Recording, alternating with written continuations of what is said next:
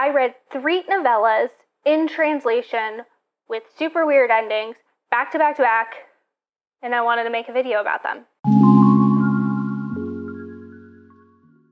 If you've been watching this channel for a while, you will know that I like novellas in translation. I like weird fiction, and a lot of the time, those two enjoyments of books kind of like combine, and I read weird novellas in translation.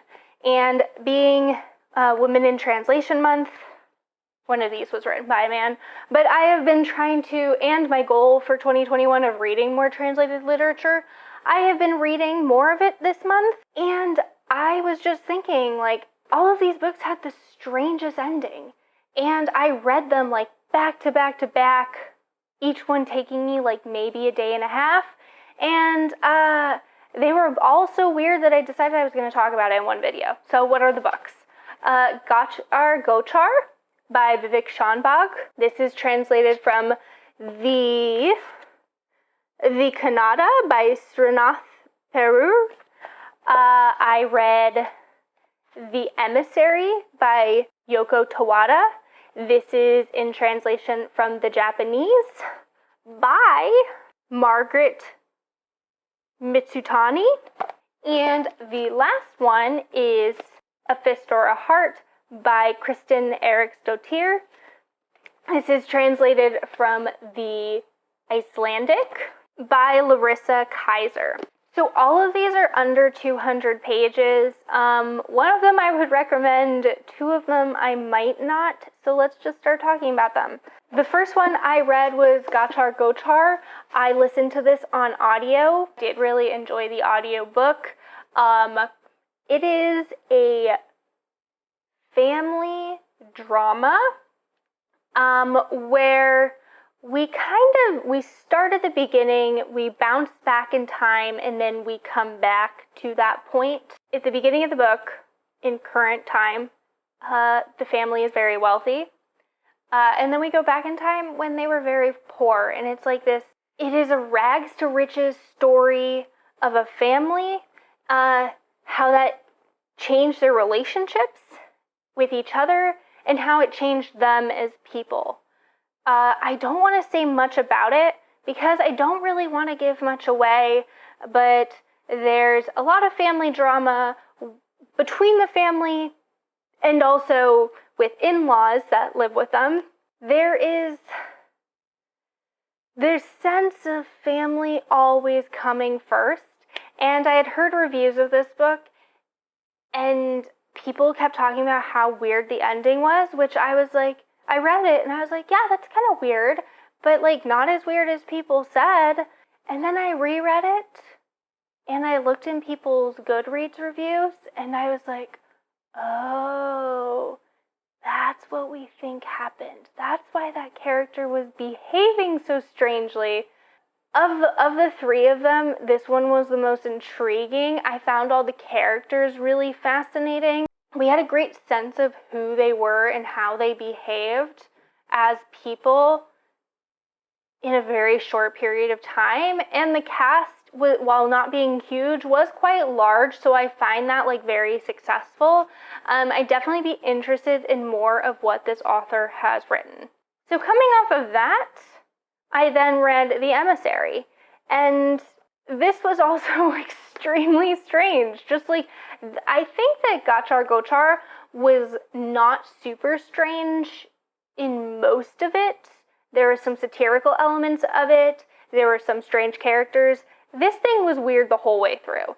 So I have heard people pitch this multiple times, and none of them did them justice, so my pitch probably also isn't going to do it justice. It takes place in Japan. Due to environmental issues, people are not healthy in the same way, so the older population are healthy and are living long and like maybe aren't dying. The younger people have a lot of illnesses, are very fragile, and die young. And this is a story of a boy and his great-grandfather. And it's dystopian, but it's also kind of slice of life. And it's also surreal. There's not really like a forward momentum to the plot, and it's not really a character study. So for me, there wasn't really much pushing me forward to want to read. I almost DNF'd this, but it was so short that I was like, I can persevere. This is like a 5-hour audiobook that I'm listening to on a faster speed. So not even 5 hours of listening. This book fails from trying to do too much in too little space. So the dystopianness of your universe is not all that explored. You basically know that people, like this health condition thing I told you about, and that Japan's borders are closed. And there was an attempt at an exploration of culture through words and English words slowly being removed from the vocabulary, maybe unintentionally, maybe also government related.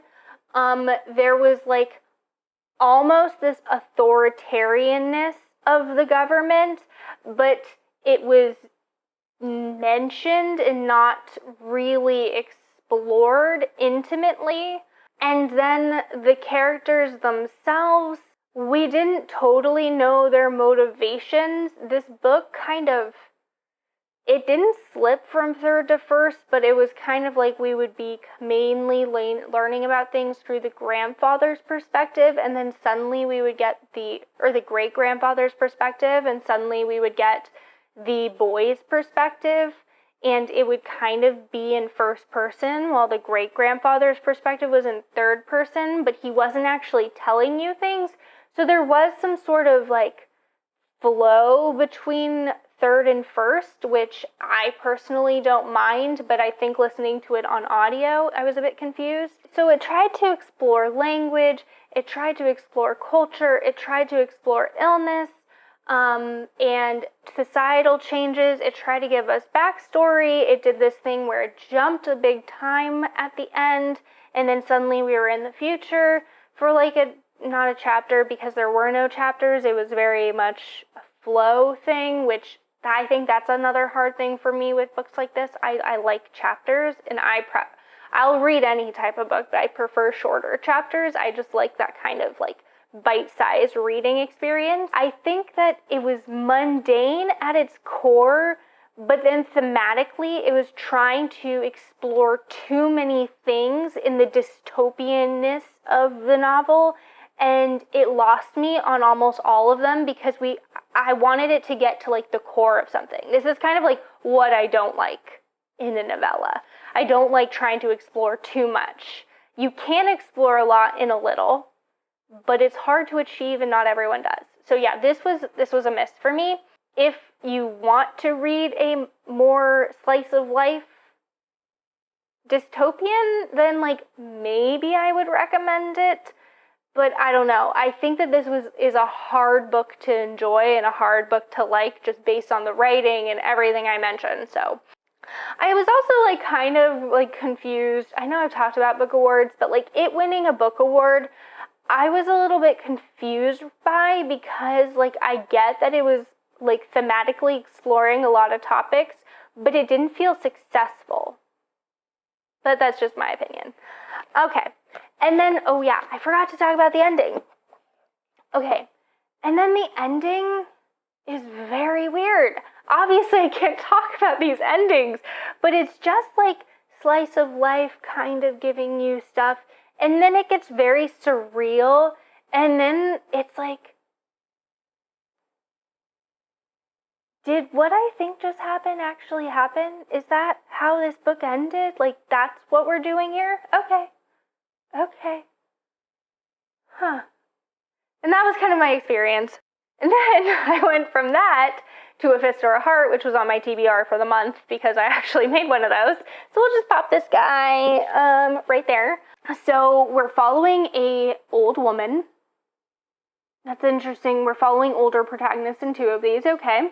And she designs props for stage, like for theater, but also for movies. We explore a lot about her. So we explore her as a character, her family. We go back in time. We have flashbacks and we learn about her past.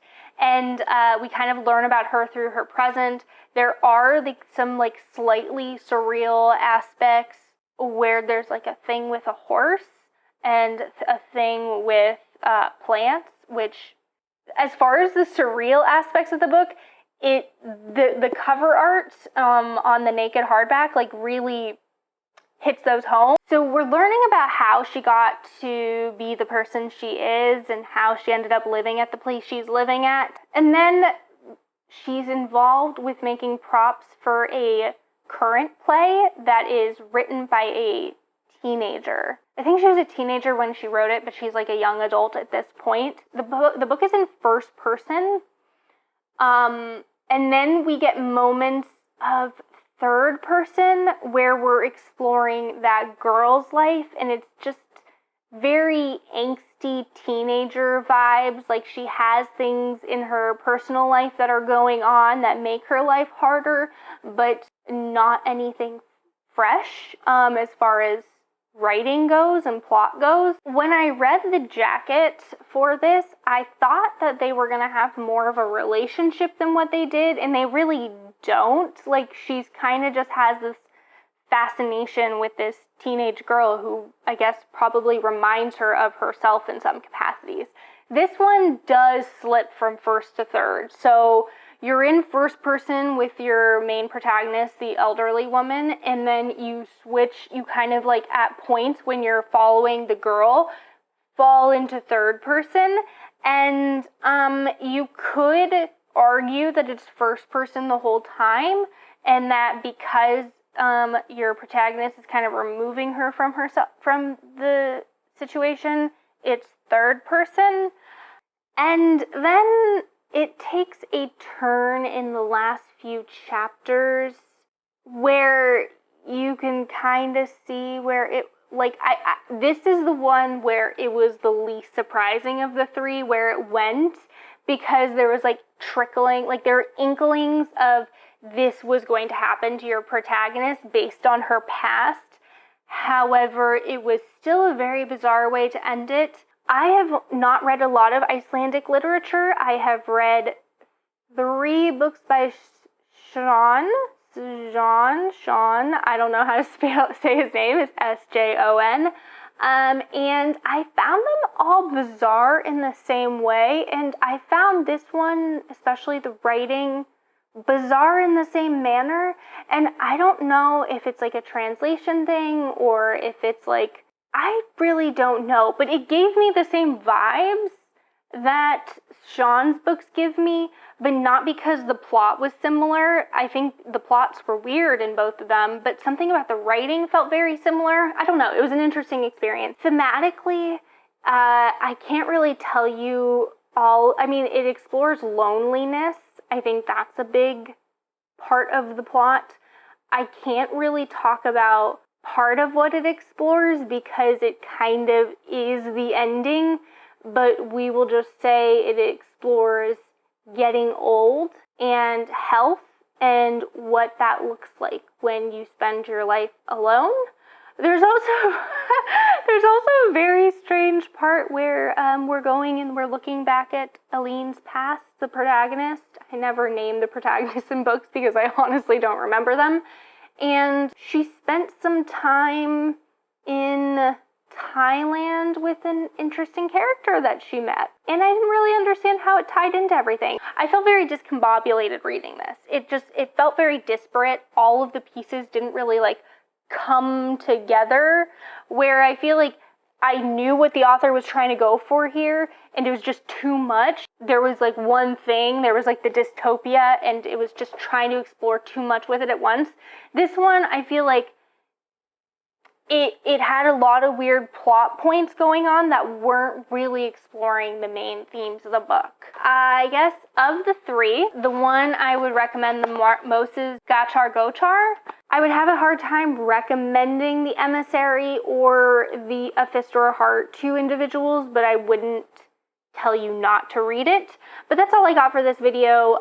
Let me know your thoughts. Let me know if you've read any strange novellas or novellas with weird endings, either in translation or not. I really love reading novellas. So yeah, and until next time, happy reading.